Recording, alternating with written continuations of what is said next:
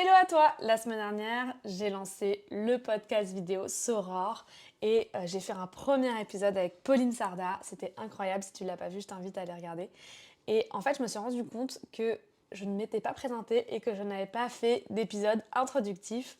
Donc me voilà face à vous pour vous parler un petit peu de moi, qui je suis, pourquoi ce podcast, mon parcours et puis vous parler aussi de mon projet Soror, ce podcast. Vous allez voir qu'il y aura beaucoup d'interviews avec des femmes entrepreneuses inspirantes, audacieuses, mais également des petites capsules comme celle-ci où ce sera plutôt un épisode solo. Alors, dans cet épisode, je vais vous parler un petit peu de mon parcours, vous raconter ce que j'ai fait, où j'en suis aujourd'hui en tant qu'entrepreneuse et par la même occasion, je voudrais vous parler de 4 indices, 4 signaux faibles qui vous montrent que potentiellement vous auriez besoin de changements dans votre vie professionnelle. Je vais vous parler de ces 4 signaux parce que moi-même, à un moment donné dans ma carrière, je les ai ressentis et c'est réellement ce qui m'a permis de passer à l'action et d'entreprendre, de me lancer. Alors avant toute chose, je vais rapidement vous donner du contexte sur mon parcours. J'ai travaillé pendant 8 ans dans des grands groupes et j'étais dans le service marketing. C'était pour moi un rêve absolu de travailler dans ces entreprises. Je rêvais d'être directrice marketing, d'être présidente. Vraiment, pour moi, c'était un aboutissement incroyable de travailler dans des super belles entreprises comme là où j'étais. Sauf qu'au bout de 8 ans, mon rêve il s'est un peu transformé en cauchemar parce que finalement, j'ai terminé par vouloir partir de là en courant. Je n'en pouvais plus en fait. J'ai énormément appris dans ces entreprises. C'est clair et net, mais il y a un moment où je ne m'y retrouvais plus en termes de sens et à plein de niveaux. Donc justement, pour moi, les 4 indices qui montrent que tu as besoin de changement professionnel, le premier, je dirais, le premier signe, c'est l'ennui. Tu sens que tu as un potentiel en toi, mais qu'il est inexploité. C'est viscéral en fait. À l'intérieur de toi, tu sais, tu le ressens profondément, parfois c'est même difficile à expliquer avec des mots, tu sais que tu peux faire 1000 fois plus de choses, que tu pourrais être davantage dans une croissance personnelle, mais en fait tu n'es pas dans le bon bocal, pas dans l'environnement propice. Tu ne ressens pas forcément que tu as les bonnes personnes autour de toi pour te pousser à te dépasser.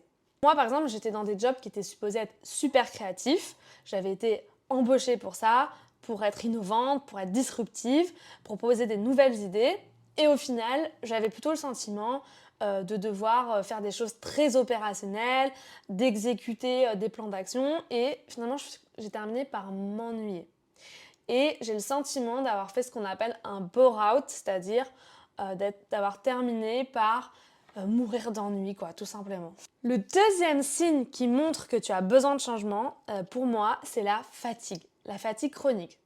Je te parle pas d'une fatigue dans laquelle tu n'arrives pas à poser le pied le matin parce que tu es tellement épuisé. Là, on va être plutôt sur vraiment un épuisement professionnel. Moi, je parle plutôt d'une fatigue un peu constante qui t'empêche pas de vivre, mais qui te draine de l'énergie et tu sens que tu traînes un peu du pied tout le temps dans ta vie pour aller au boulot, pour marcher jusqu'au métro. C'est difficile.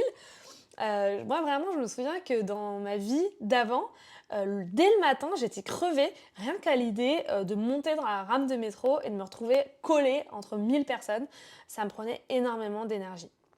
D'ailleurs, je me souviens que je finissais par faire des micro-siestes dans les toilettes, juste pour reprendre un peu de vitalité. Le sommeil, c'est un sujet qui est hyper tabou, je trouve, en entreprise, alors que c'est juste un besoin physiologique et qu'on a besoin de se reposer.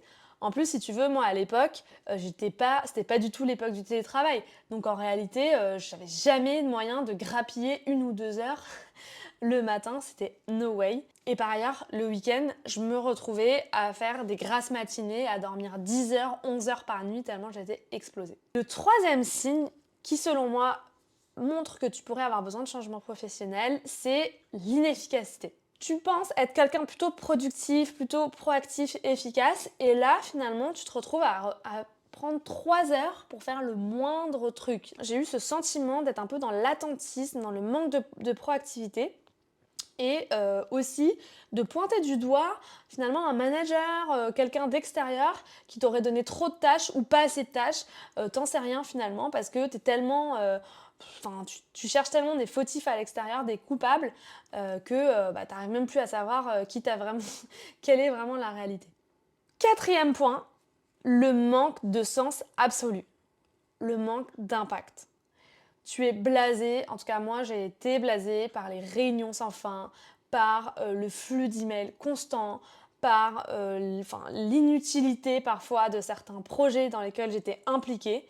Et j'avais aussi l'impression d'être dans un espèce de moule où tout le monde se ressemblait, où si tu étais un peu différent, c'était mal vu. Et ça pour moi, de ne pas pouvoir exprimer ma singularité, c'était vraiment une vraie douleur que je pouvais ressentir.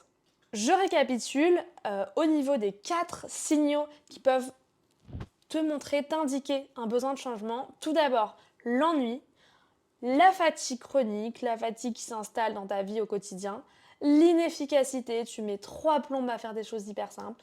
Et quatrièmement, le manque de sens, le manque d'impact que tu peux ressentir. Moi, suite à ça, j'ai décidé de prendre un peu mon destin en main et de faire une pause et de sortir un peu du côté cérébral de mon travail. Et je me suis mise à faire pas mal d'activités.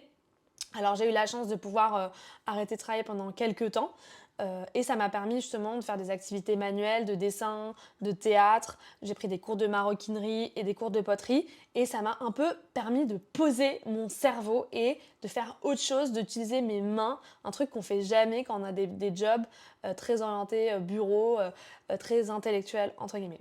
Par la suite, je me suis formée à ce qu'on appelle la facilitation en intelligence collective, c'est-à-dire le fait d'animer des groupes pour justement permettre aux équipes d'être créatives.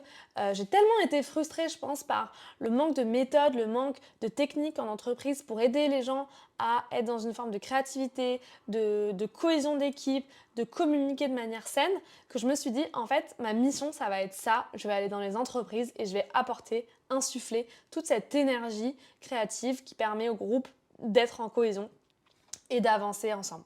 Donc j'ai une partie de mon activité qui repose là-dessus, où je vais en entreprise, j'accompagne des équipes à travailler ensemble, à mieux collaborer à travers des ateliers collaboratifs. Il y a aussi de la formation, donc je mélange vraiment une approche à la fois de coaching et de formation dans mes ateliers collaboratifs.